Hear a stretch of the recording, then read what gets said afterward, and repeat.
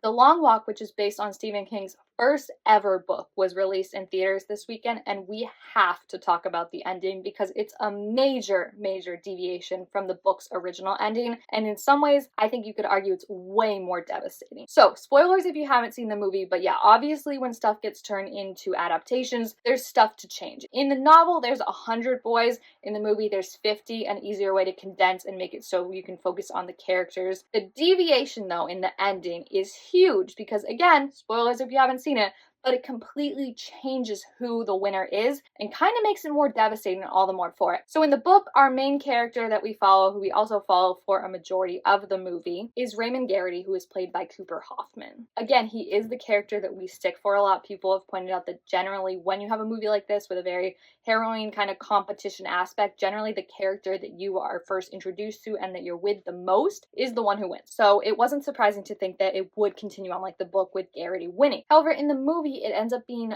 Peter McVeers, played by David Johnson, who wins. Now, this is interesting for a couple reasons because in the book, he doesn't even make it to the final two. He actually decides to sit down and just kind of peacefully surrender to what's going to happen to him. And he starts to try and do this in the movie, but Garrity pulls him back up and tricks him into continuing on, with Garrity sacrificing himself so Peter can win and kind of giving up on his idea of vengeance against the Major that has carried him out throughout the entire movie for killing his father. He gives up on that idea because he sees that Peter is the best of them. He believes in positivity, he believes in light and a moral compass and everything, and he feels like he is the one that should continue on. Whereas in the book, McVeers, yes, sits down, dies, and then it's left for Garrity to win. It ends with him winning, but seeing this kind of dark figure beckoning him forward, and he keeps on walking, and it's kind of an ambiguous ending with not really knowing what that dark figure is. Is it his trauma from all the people he's seen dying? Is it death beckoning him forward and he's just going to continue walking until he dies because he's so traumatized by everything that happened and so beaten down? It really is like an ambiguous ending, and that kind of leans in more towards the movie as well. In the movie, Peter wins. He gets to get his one wish, and in doing so, he ends up killing the Major, fulfilling Garrity's kind of revenge for him while also losing himself in the process and kind of what Garrity had died for. He, in carrying out this vengeance plan, gives up a part of himself for that and then continues off into the distance to the sunset. Similar